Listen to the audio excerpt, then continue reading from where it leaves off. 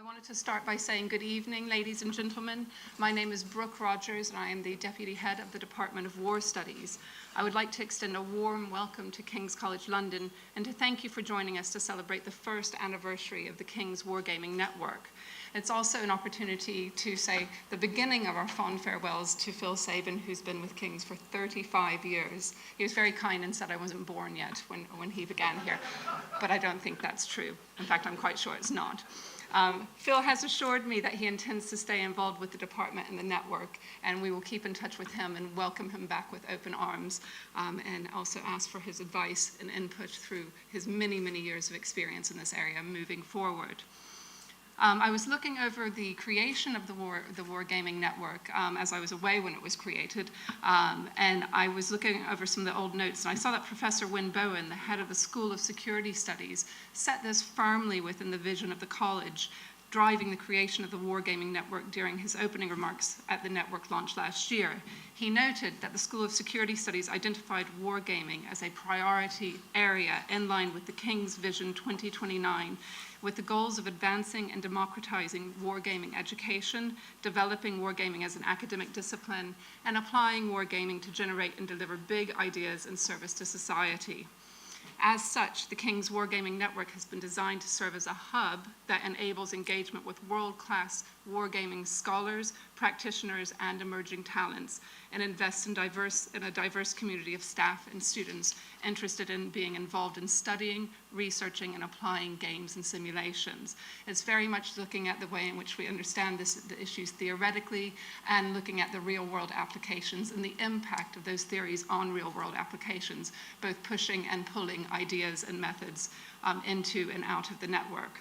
Overall, the network is committed to advancing wargaming as a method of inquiry and as a method of learning and teaching.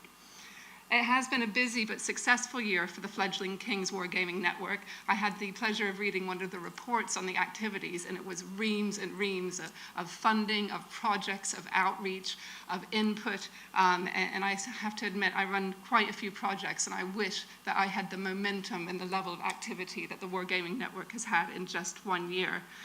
The network has pulled together previously disconnected elements of King's staff expertise to provide a foundation for future institutional excellence and growth. In doing so, King's has rapidly gained global recognition as a hub for generating and disseminating innovative thinking on adapting wargaming methods to address emerging security challenges. The general consensus, as we look at the activities and the impact and the agenda moving forward, is that the Wargaming Network has exceeded initial expectations in the form of research, training, outreach, and publications. So it's been a very exciting year. And these successes and engagements have bred the appetite and the opportunity for more engagement moving forward, future collaboration, and future funding. This success is driven by the involvement of key UK and international stakeholders in the development and refinement of strategy, as well as peer review feedback on reports and agenda setting and participation at all Wargaming Network events.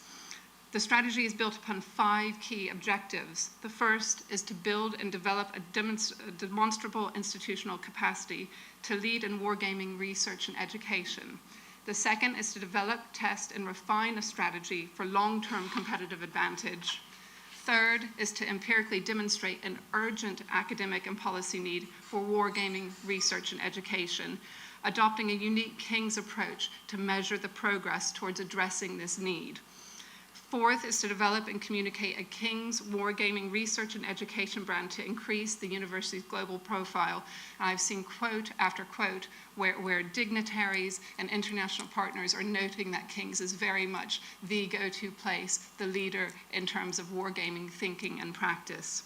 And finally, number 5, I think I skipped 4, to develop and communicate a King's Wargaming research and education brand to increase the university's global profile. And 5th, to develop external partnerships that help further objectives 1 to 4 and create the potential for external funding. I expect that Phil's going to reflect upon the many successes in realizing the strategy, as well as identifying the challenges and the tasks ahead. A few highlights include obtaining funding for key Wargaming Network staff on temporary contracts in order to enable the processes, enable events like this, think about research objectives, and help move everything forward. In October 2018, the Center for Science and Security Studies awarded Ivanka Barzashka a 2-year fellowship supported by the MacArthur Foundation, which has allowed her to co-direct the Wargaming Network with Phil Sabin. In June 2019, the Department of War Studies offered Aggie Hurst, who has served as a network academic lead, a permanent contract as a lecturer in international theory and methods. And finally, in January 2019, the Department of Defense Study accepted Anna Nettleship, a King's Conflict Simulation Model alumnus, to begin PhD studies with a wargaming component. And this has allowed her to serve as a part-time wargaming network coordinator. Looking to the future, the Department of War Studies has just advertised and recruited a lecturer in war studies with a focus on wargaming. Other activities and outputs were tailored to engage key stakeholders and leading experts to better understand and demonstrate the current academic and policy needs. Wargaming Network events over 6 months included 877 registered participants from 22 countries.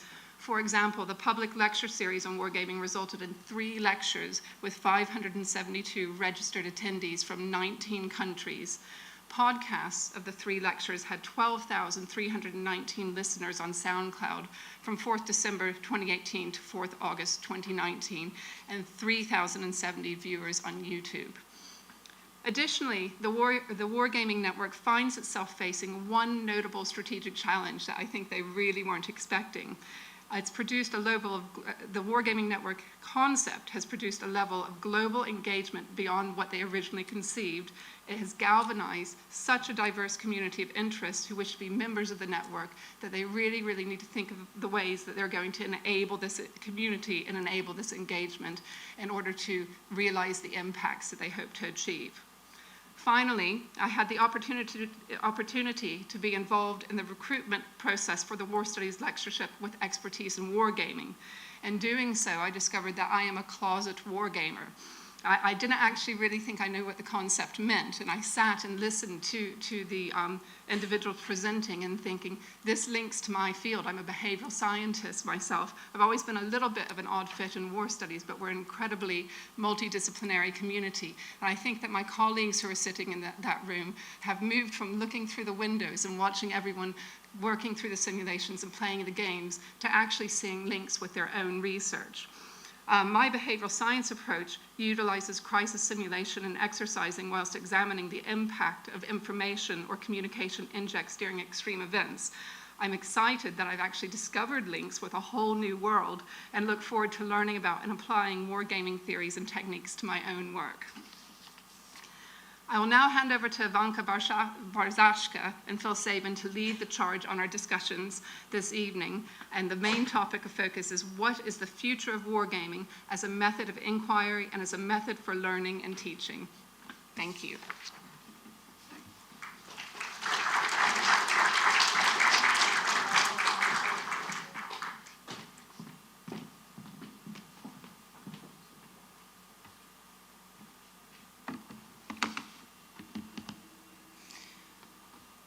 Thank you, Professor Rogers. It's always a pleasure to hear that our report, something that we've written, is so well received by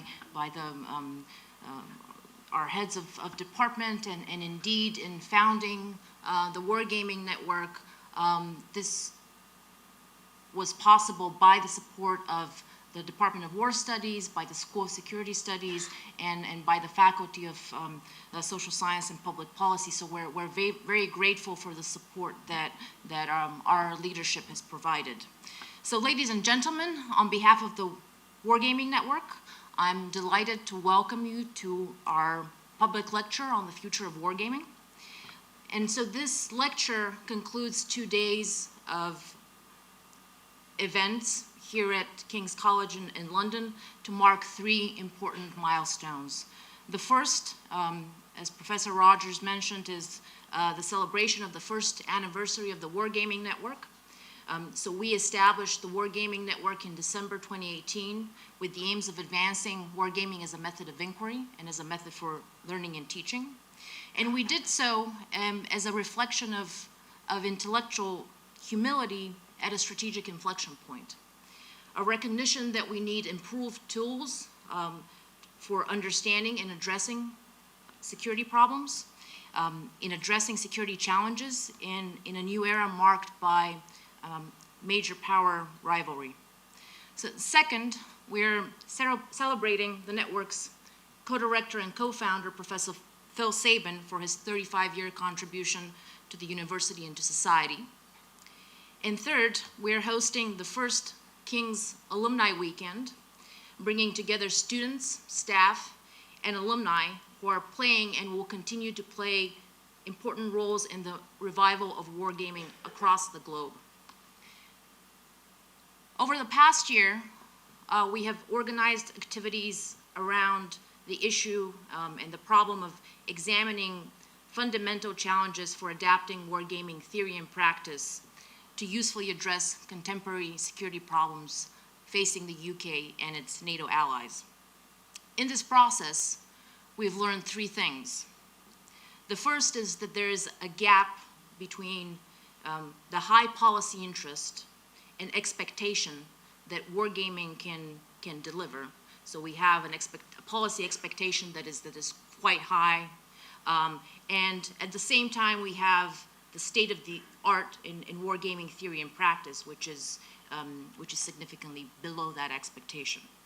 So this brings about the need to close that gap by developing an academic discipline of wargaming, a discipline that advances wargaming as both a method of inquiry, looking at analytical wargames, but also as a method for learning and teaching. Third, we have learned that we need to regain the habit of wargaming as a tool for innovation and as a tool for understanding complex security challenges. So to address these needs, King's Wargaming Network is organizing its 2019-2020 activities around the theme, Building the Future of Wargaming. We're doing so by bringing together three communities: academics, professional wargamers, and policymakers. And we're doing so by fostering a diverse and inclusive environment and by working together with allies and partners. So tonight's lecture on the future of wargaming bridges these two themes. It's an opportunity to look back and take stock of progress, and also to look forward and to identify opportunities and risks. So it is my distinct honor to introduce Professor Phil Sabin. I, like many of the people in the room, I am one of Phil's students. I'm one of his PhD students, and we're all here to celebrate his lifetime achievement. So Professor Sabin needs no introduction, but instead I will introduce him through the words of others, starting with Howard Bodie, who is currently heads the new unit for strategic net assessment at the Ministry of Defense, who said that almost single-handedly in the UK, Professor Sabin generated and built a cadre of professional wargaming practitioners. The Ministry of Defense has benefited from a flow of suitably prepared postgraduate students who have joined government service and have been instrumental in building an effective core of wargaming expertise. Dr. Peter Perler, who is the author of The Art of Wargaming, said that Professor Sabin has played a driving role in expanding the recognition and application of wargaming for exploring human decision-making in historical and contemporary situations involving conflict and competition. His courses at King's and his published works, especially his critically acclaimed Lost Battles and Simulating War, the Simulating War book you can find you can purchase a copy at in the back of the room, and Phil will be around to sign books later on if you wish. So these published works have educated and inspired new generations to pursue the academic and professional application of good gaming practice. His role in creating the UK Connections Professional Wargaming Conference and the King's Wargaming Network have established King's as the premier European Center of Excellence drawing to King's practitioners from around the world. And we can see this tonight. So, ladies and gentlemen, without further ado, Professor Phil Sabin.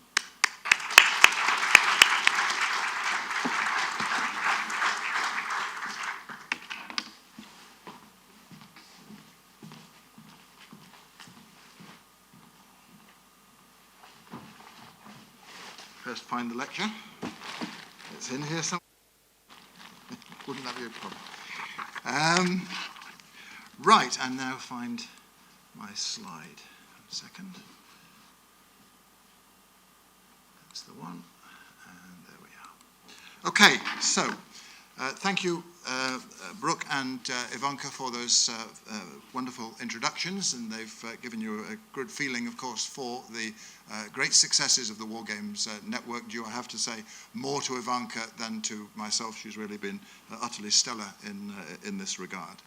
It's an honor and a pleasure on the eve of my early retirement. I hope that the early part is at least possibly evident, from King's College, to have the opportunity to take stock of the field of wargaming around which my academic studies increasingly have revolved. I'm especially pleased to be able to do so before such a large audience of friends, old and new, from across my long career. Wargaming today, of course, is very much in vogue. In September, the UK's Defence Minister spent an hour at King's visiting our biggest ever professional wargaming conference, and 2 years ago, the Vice Chief of the Defence Staff opened the new UK Wargaming Handbook by writing, as you can see there. Even universities, which had traditionally paid far less attention to wargaming than to other scholarly techniques, such as game theory or operational analysis, OA, are taking more interest in wargaming as an alternative way of understanding conflict. Just a few years ago, I wrote that, quote, "When I retire, my modules will probably be replaced with more conventionally taught ones, and wargaming at King's will disappear with hardly a ripple." In fact, as you have heard, King's not only has recruited another academic with a wargaming specialism to take my place, Dr. David Banks, who will arrive next summer. We've also, as you've heard, established the King's Wargaming Network, co-directed by my colleague Ivanka, and on top of the annual Connections UK Professional Wargaming Conference, one of several now held across the world, running at King's since 2013 and attracting hundreds of attendees from dozens of countries. So why is wargaming so much in vogue, and what contribution can it make? That's the Connections Conference. The very definition of wargaming is surprisingly problematic. Retiring US wargame expert Dr. Peter Perler supplied the most widely used definition in his classic 1990 book. He lectured here at King's last December, and he slimmed down that definition to what you can see there. The focus is on people and decisions. This distinguishes wargaming from operational analysis, with its focus on the quantifiable scientific modelling of conflict. If I were asked to define a wargame in as few words as possible, I would opt for something similar to this, perhaps a dynamic model of conflict shaped by player decisions. Many so-called wargames consist of little more than large, unstructured discussions, be they about military issues or broader challenges such as Brexit. To my mind, what distinguishes wargames from mere discussions or training exercises is not the iconic representational elements of maps and counters, but rather two more fundamental attributes: the explicit role-playing of different groups seeking to achieve conflicting objectives, and the ability to adjudicate the outcome of these groups' interacting tactical or strategic choices, so that the game progresses through a series of unscripted rounds, in each of which the players must deal with the consequences of previous events and decisions. Now, of course, wargames are just one niche element of an enormous range of synthetic adversarial contests, which includes all types of sports and games. Clausewitz famously wrote that there's an analogy to wargaming, to war. It's not wargaming, because it hadn't been popularized in his day, but it is a Kartenspiel, a game of cards. This apparently bizarre analogy reflects the fact that adversarial games artificially generate the kind of stark conflictual relationship which is so characteristic of war, but which is relatively rare in other kinds of human interactions. It's no accident that war games proper, designed to resemble real war, deliberately rather than coincidentally, like cards, were developed very soon after Clausewitz's day in the form of the famous Prussian Kriegspiel. And that's what one early skeptic said about Kriegspiel. For 2 centuries, war games like this have been played as a way of studying and understanding the changing tactical and strategic dynamics of conflict without the appalling human and material costs of learning from the hard school of war itself. Now, war games take many forms, but perhaps the most fundamental distinction is between those based on a mathematical model of reality and those which rely on the real-world experience of game players and controllers.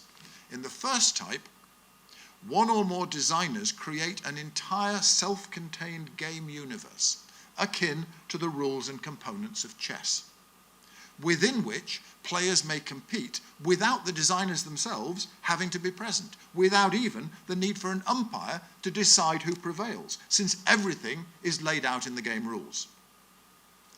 In the second type of wargame, like the free Kriegspiel on the right, there are no artificial rules.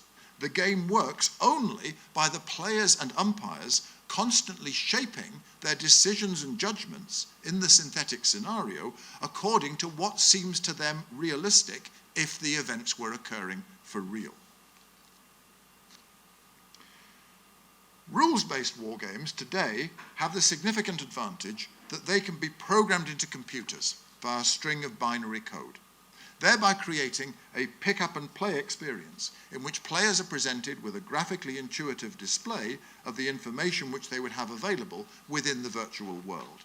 A good example is the widely used VBS training system, in which each soldier's network computer screen shows only that avatar's real-time first-person perspective in the evolving scenario.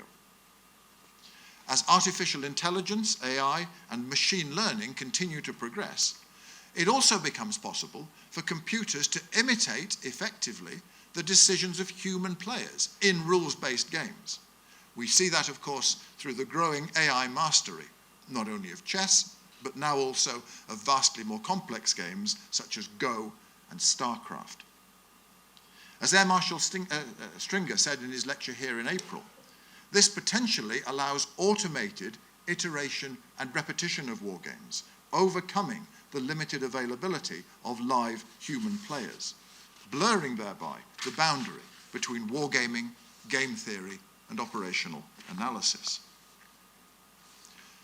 But the downside of computerization, of course, is that designing and programming software capable of modeling the enormous complexities of real war is costly, time-consuming, and very technically challenging. This explains the remarkable persistence, alongside computer wargames, of manual rules-based wargames using the same basic technology of maps and counters as in the original Kriegspiel 2 centuries ago, since even non-programmers can understand and tweak such games as they see fit.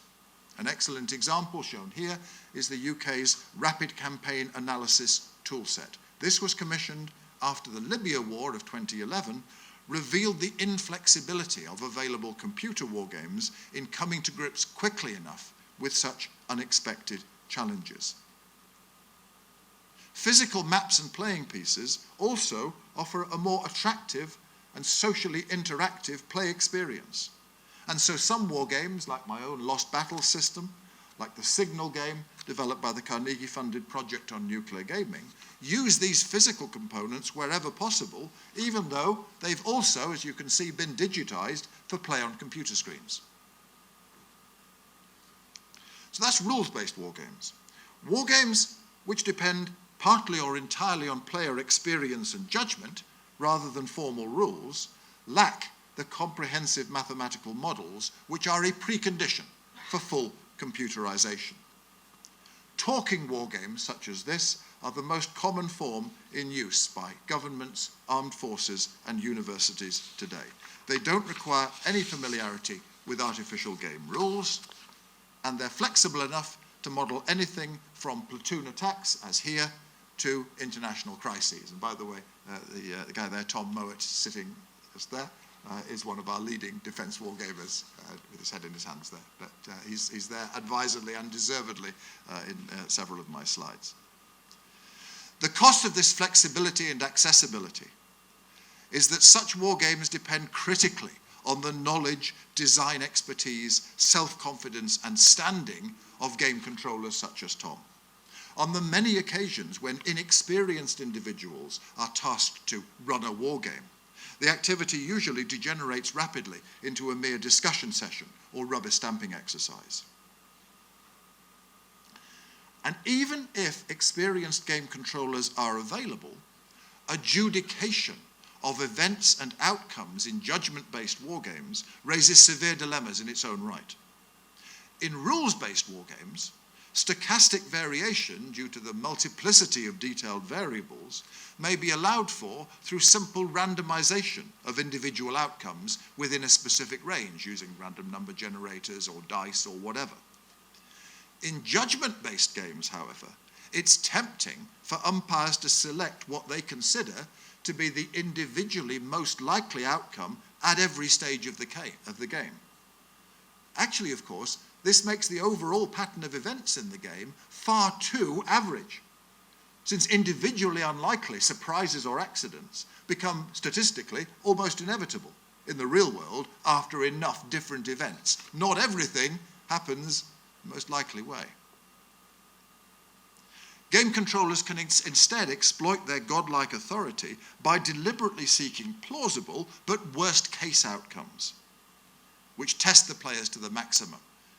Those running flight simulators and injecting multiple system failures are a good example of that approach. We adopted this kind of what I've called rather tongue-in-cheek Satanic Adjudication in our recent Carnegie-funded nuclear crisis wargames at King's, as you can see here.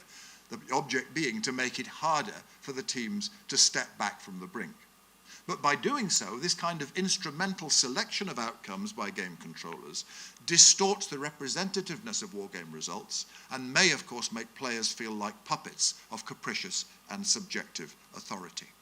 So overall, each type of wargame has enduring strengths and limitations. No single type, I think, seems likely to supersede the others in future. However, technology may change. Now, let me come to a further aspect which is uppermost in a number of people's minds from the discussions we had yesterday, the issue of recreational wargaming. In the 1960s, wargaming became quite a popular recreational activity for ordinary people, almost all male, I have to say, interested in military history.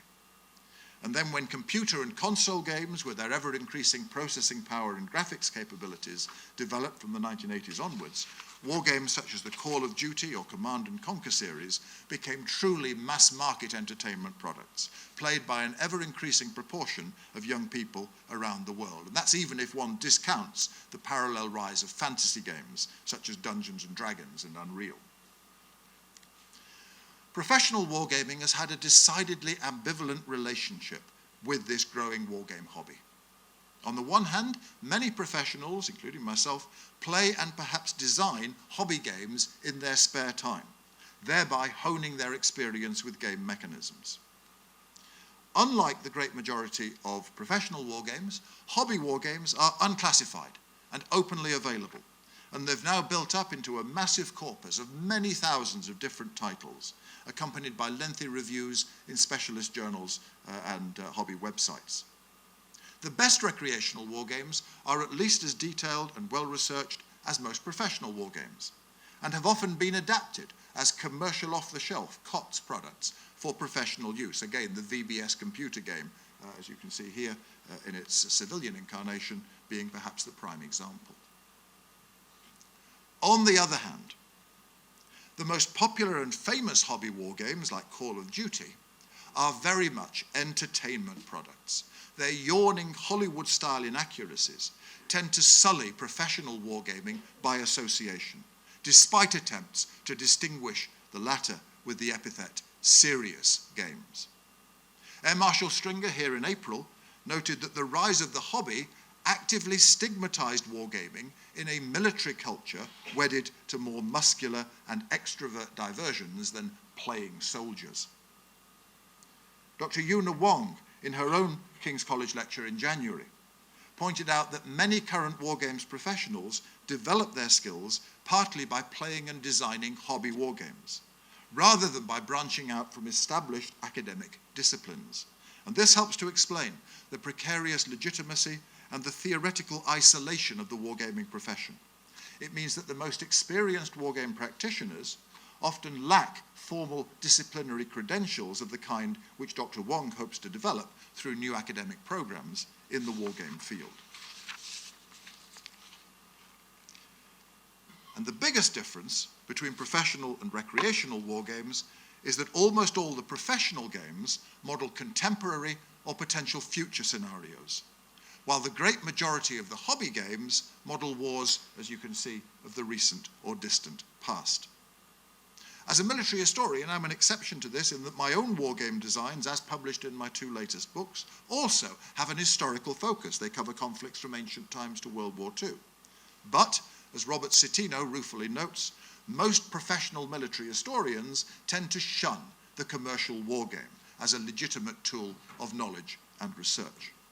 Doubtless, this is because the wars concerned have already happened, and they're seen, therefore, as sufficiently accessible through traditional scholarly techniques of interviews and archival study, with no need for more innovative approaches, such as model building and counterfactual speculation.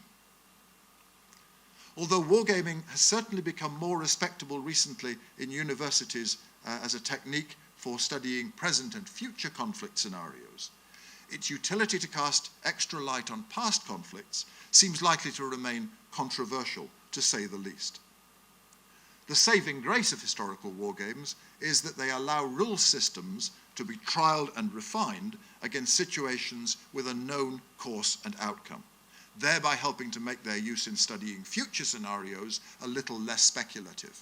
This is my office and the RCAT system that I mentioned, with Graham Longley Brown, who's also here, by the way, as the designer, key designer, and being played in a Falklands 1982 scenario, using that historical scenario for validation purposes, and we had the privilege of having 2 of the key amphibious commanders of the British side actually there and playing, and very impressed they were, despite our trepidations.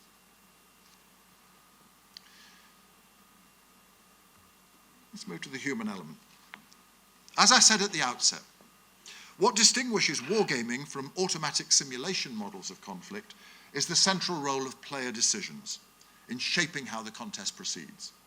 Just as in a game of chess, it takes players to animate the simulated forces and capabilities reflected in the scenario and game rules, and to decide how to employ them to best effect as they struggle for advantage.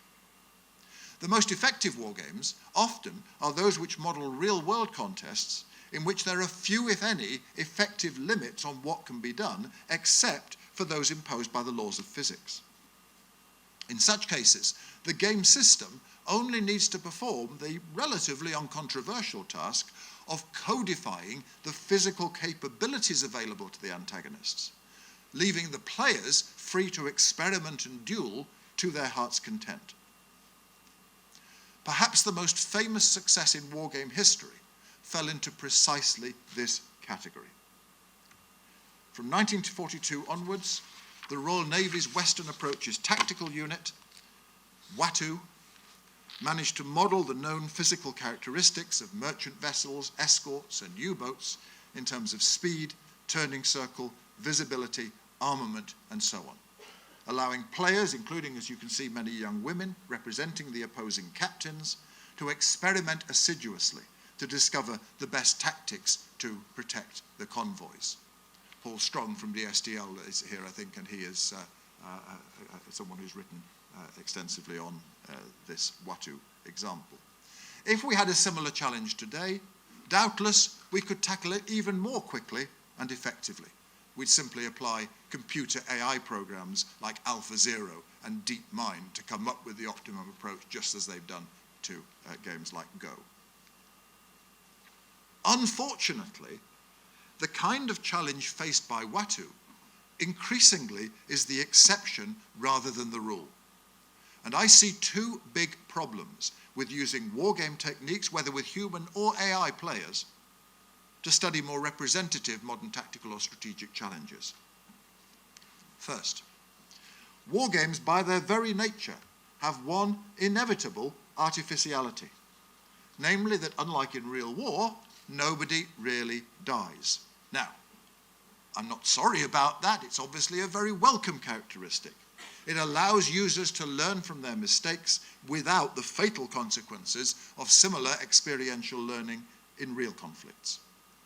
But the safe-to-fail nature of wargames means that they often struggle to model situations in which human factors like morale and self-preservation have a major influence alongside purely physical constraints. In the brutal convoy battles modelled by Watu, the morale of the individual sailors had little impact on their ability to survive. But in land or air battles, where individual combatants face constant choices over how far to expose themselves to the storm of enemy fire, morale plays a much more important role. First-person shooter games are notoriously prone to encourage gung-ho behavior because of the unrealistically low stakes involved, since they miss the enormous suppressive effect of visceral fear when the bullets and shells are real. At the strategic level, the advent of nuclear weapons moved us to a very different strategic environment than the all-out naval battles modelled by Watu. And in our current age of hybrid warfare, restraint and limitation are even more important influences on how conflicts proceed. With every potential action or reaction in modern brinkmanship contests being weighed carefully to gauge what response it may provoke, how it will play in the constant media battle, our ability to create credible rules-based models of the manifold options from economic sanctions and fake news to cyber attacks, hostage-taking, and drone or missile strikes becomes more and more in doubt. So wargames based instead on judgment and real-world experience may not only keep players more in touch with the visceral fears of escalation which today accompany any hostile action, but they may also give players the freedom they need, the freedom to think outside the box, to devise innovative tactics like China's artificial islands, Russia's little green men, which, as we know, in practice may prove crucial in securing objectives without triggering open conflict. It's interesting that the project on nuclear gaming's Signal game on the left takes the opposite approach. It creates a highly abstract and simplified rules-based model of grand strategic, economic and military competition in an imaginary world up to the level of nuclear strikes. Now, its abstraction, its rules-based character, allows Signal to be played repeatedly by diverse users to generate the kind of numerical data so sought after by US social science today. But some might feel that it creates a rather carefree atmosphere, more akin perhaps to risk or diplomacy than to the dread of escalation, which we tried to capture in our own more one-off Carnegie-funded nuclear crisis wargames that you can see on the right, based on real-world scenarios and the real experience of the former officials involved. So that's the first inevitable problem and artificiality with wargames today. Second one, even more intractable, I think. Except at the lowest tactical levels, the number of different actors whose views and reactions now need to be considered far exceeds the number of players likely to be practically available. Wargames used to model a fairly straightforward bilateral contest between competing hierarchical organizations. Two players or teams could play the role of the red and blue senior commanders, while simple morale rules limited the sacrifices which the lower ranks were willing to make on their behalf. Now, Conflicts like those in Iraq, Afghanistan, or Syria involve a patchwork of states and factions, each with their own interests and sensitivities, together with non-military actors such as reporters, aid agencies, local civilians, refugees, criminal gangs, commercial enterprises, domestic electorates. Success in modern limited wars, or indeed political struggles within states, requires a deft balance of compromise, coercion, and propaganda to forge temporary coalitions while keeping others divided and disheartened. The current election, by the way, is quite an interesting case study of that. Only mega games, like this one at Connections, with many dozens of participants, come close to reflecting the human complexity of such tangled factional conflicts. And they bring challenges of their own in terms of the practical difficulty of controlling and monitoring the many parallel activities and interactions. Our own Carnegie-funded nuclear crisis games boiled the complexity down to just 4 teams: Russia, the USA, NATO, and Control. This raised difficult questions over the stance of the many individual European states, not to mention the problem that the policies even of a single state are the often dysfunctional result of tangled infighting between many groups and individuals. Again, the UK's prolonged agony over Brexit illustrates that very well. Now, our Control team was able to exploit its responsibility for the policies of flashpoint states such as Lithuania and Ukraine to bring the other teams into conflict. But as I said, this highlights the Adjudication Dilemma, which I mentioned earlier. You may think, what about using AI? Surely AI could govern the reactions of the great majority of actors who cannot practically be represented by real human players. But especially when you look at the headlines over the last few weeks, and you look at the toxic cocktail of passion, resentment, ambition, incompetence, and deceit, which has shaped recent events around the world from Hong Kong to Chile. You can see how difficult it is to model such wildly unpredictable conflicts in terms of an interacting web of unemotional cost-benefit calculations like those in which computers excel. With dreams of stable technocratic progress in the world looking even more unrealistic as years go on, as crises and conflicts proliferate, the world of the 2020s, it seems to me, poses daunting modeling challenges for even the cleverest and most technically advanced wargame techniques.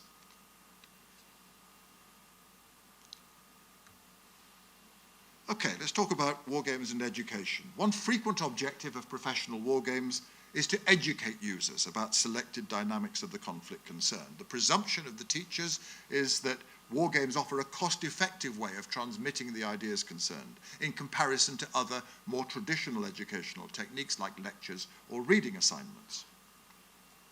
It's easiest to assess the validity of this claim with regard to military training. Tests there can check what proportion of participants have mastered the required lessons sufficiently to move to the next stage of training or to be deployed in operations. But if the educational objectives are broader and less specific, judgments of comparative cost effectiveness are more difficult. Wargames pretty clearly are not the most efficient way to teach simple facts like names and dates. Instead, they're usually intended to give players a deeper and more enduring feel for the underlying tactical or strategic dynamics of a given type of conflict by involving them in simulated decision-making as part of a process of active learning. Dr. Wong, in her lecture in January, correctly pointed out that wargames are just one of the many forms of games now used for educational purposes, and that in this broader field of game-based learning, theories and metrics have been developed which could be applied to assess the cost-effectiveness of educational wargames despite the difficulties in doing so.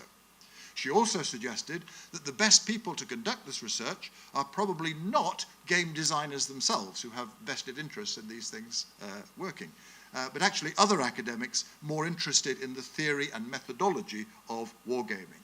We're very fortunate here at King's that my colleague, Dr. Aggie Hurst, sitting there, specializes in just this vital complementary field of wargame scholarship. And a key objective of our King's Wargaming Network is to try to develop the disciplinary linkages and theoretical underpinnings which Dr. Wong advocates. One form of wargame education which I heartily recommend is to encourage students not only to play wargames, but to design and run them into the bargain. I already mentioned the design accessibility of manual wargames. In the MA option, which I've run for the past 15 years, I've taught around 200 students in total to research and design a complete mini wargame on a past conflict of their choice. Some of my best students, as you've heard, have gone on to get jobs with organisations like the UK's Defence Science and Technology Laboratory. They're playing a key role in the resurgence of professional wargaming, and some of them, I'm pleased to see, are here today. They also made excellent teaching assistants. They acted as force multipliers by running, as you saw earlier, multiple simultaneous wargames in my BA classes and conference sessions. And that addresses one of the key challenges in educational wargaming, namely that it requires a higher staff-student ratio than in conventional lecture or seminar teaching. And the key strength of educational devices, there's that man again, is that they are engaging and fun. Teachers shouldn't be embarrassed by this fact, nor should they be too quick to embrace this defensive epithet of serious games in hopes of evading accusations of frivolity and childishness. I remember at one of our first Connections UK conferences, an RAF education officer made a very wise observation. He reported that when his adult students played a war game, they became like children again. And just like children, they began to learn. The popularity of wargaming as a recreational activity is a major asset for teachers, since education, above all, I think, is about inspiration and infectious enthusiasm. Now to wargames for research. This is the other main objective of professional wargaming, to help users to understand better their current and potential future situation, so that they may adjust their actions to maximize their chance of success and to minimize the risk of disaster. Military units are usually enjoined to wargame their operational plan before execution, to identify weaknesses, to anticipate possible enemy responses. Wargames can be used to guide defence procurement decisions by casting light on the relative cost effectiveness of different capability options. At a broader level, policymakers and defence academics since the 1960s have played Paul Mill games to explore the dynamics of international crises, to seek ways of achieving national objectives while minimising the risk of war. And it's also become routine for election campaigns or divisive issues like Brexit to be wargamed by different factions as they try to discover the best policies to adopt for their sectional advantage. As usual, an ideal example of a successful research wargame is Watu, this book just literally published hot off the press by Simon Parkin. In Watu, the variables were sufficiently limited and calculable that constant iteration between the game and real ongoing operational experience in the Atlantic allowed the Watu team to develop a highly effective tactical model of reality. When new threats such as acoustic homing torpedoes were encountered, Captain Roberts and his Wrens were able to devise a response in short order. The project on nuclear gaming has made very impressive efforts to adopt similar scientific methods by creating a single, highly repeatable game of nuclear brinkmanship, which can be used to generate statistical insights into whether the injection of new capabilities in the form of small nuclear weapons offers the holder significant deterrent or military advantages. However, although this classic experimental methodology, dependent-independent variables, is entirely valid within the confines of the abstract signal game, it's far from clear that we may safely generalize the findings to the real world, given the passion and terror which, as I said, is likely to characterize such extreme nuclear crises, and their thankful rarity compared to the ongoing convoy battles which kept the Watu model so closely aligned with real experience. Opinions differ about the ability of wargames to go beyond specific research questions like the ones I've just illustrated, and to cast light on what former US Defense Secretary Donald Rumsfeld will, I'm sure, forever be remembered for, his famous concept of unknown unknowns. Air Marshal Stringer, in his lecture in April, addressed this issue and was very clear. He said, "We cannot wargame. What we do not know, we do not know." I beg to differ. To my mind, wargames, in fact, have an unmatched potential to highlight for us issues which even the game designer had not thought of beforehand. Traditional scholarly research may throw up fascinating new insights in archives or interviews, but presenting this research in books, articles, or lectures merely promulgate these insights rather than creating new ones. Wargames are different. They are dynamic, interactive systems, and designing and playing them creates new research insights, not programmed in consciously based on the designer's prior understanding. This applies even in my own field of military history. My Lost Battles book developed a common wargame model to reconstruct 36 different ancient battles. In the process of doing so, it threw up novel comparative insights, such as that the depth of units tended to increase with army size rather than remaining constant, as had usually been assumed by scholars hitherto. More recently, I designed 2 tactical wargames of World War II fighter combat. I used them to help support a conference talk in the Royal Aeronautical Society in May on the strengths and weaknesses of the Me-262 jet. Playing the games revealed something that I'd not thought of beforehand, namely that the poor quality of most German pilots by 44-45 was a particular problem when the jet encountered enemy fighters, since its high speed and poor maneuverability required independent bracketing maneuvers, high-angle attacks, and evasive landing approaches, which placed unsustainable demands on the novice's marksmanship, situational awareness, and flying skill. I actually think that insight into these unknown unknowns is the most distinctive and important contribution which wargames can make as investigative tools. Like most wargame experts, I routinely downplay the predictive potential of wargames, since I believe that they're far better at highlighting new questions than providing definitive answers to ones you've already posed. And I think this is well illustrated by the 2 nuclear crisis wargames which we conducted recently at King's. Those wargames were ostensibly to research the potential strategic implications of new missile defense capabilities. And they did indeed yield some interesting insights into the impact or lack of impact which such missile defenses might have on strategic decisions. But much more striking to my mind were the insights we gained into other issues, not explicitly considered in the original game objectives. The Baltic scenario revealed a troubling willingness on the part of player teams to escalate to conventional and even nuclear force on the basis of significant wishful thinking about the enemy's unwillingness to retaliate at each stage. The Ukraine scenario showed how difficult NATO may find it to restrain and disavow possible Allied adventurism without also fatally weakening its deterrence of Russian counteraction. So this experience suggests to me that wargames have more to contribute the broader and more open your research agenda.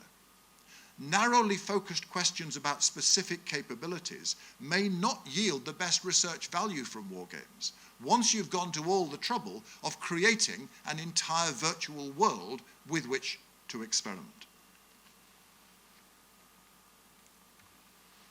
Let me conclude.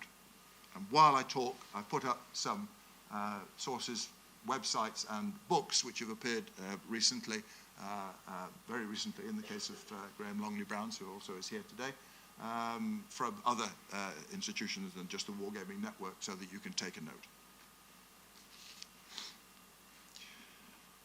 Wargaming is a breathtakingly ambitious endeavor, which purports to be able to create playable but tolerably accurate and valid models of the real world, with which one may experiment safely without human or economic sacrifice.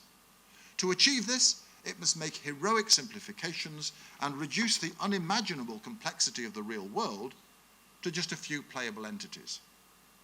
Watu's focus was so narrow and technical that its modeling proved effective, but that, I think, was the exception rather than the rule. Modern hybrid crises are so awash with multidimensional global implications, human fear and passion, media saturation, and fake news, that the idea of reducing them to a wargame between a handful of player teams seems ridiculously reductionist. Although agent-based computer modeling can help to predict crowd behavior in disaster situations, it's far from clear that it can reliably capture the wild swings seen recently in political developments around the world, as individual events and triggers and the mercurial choices of populist politicians are magnified by instant and pervasive media and social media coverage. This, I think, makes it all the more important to strengthen the linkages between wargaming and related academic disciplines such as design theory, psychology, play-based learning, sociology, cognitive theory, organizational learning, and futurology, to name but a few. Now that limits and restraints are pervasive, and politics and psychology have moved to center stage, it's vital that we challenge our assumptions and recognize the difficulty of creating intellectually and practically valid wargame or simulation models of contemporary conflict situations. We must validate our models against the growing record of hybrid confrontations in the recent past, to help reveal the limitations of the wargaming models developed during the Cold War or the glory days of Watu. So, does this mean that the current striking resurgence of wargaming as one of a range of methods which can help us to understand and overcome future challenges is ill-founded and unsustainable? Well, you'll not be surprised to hear, perhaps, that I believe otherwise. I once suggested that there are no losers in wargames, only winners and learners. Wargames, as I've said, offer a safe-to-fail experimental environment. And given the sad litany of policy failures in our own recent history, anything which may help us to avoid or mitigate at least some similar failures in future is a welcome tool in our intellectual arsenal. With judicious embrace of new technology, with increasing integration with other academic disciplines, we can pass the torch from old stagers like Peter Perler and myself to a new generation which will use wargames ever more effectively to address the daunting challenges ahead. Thanks very much.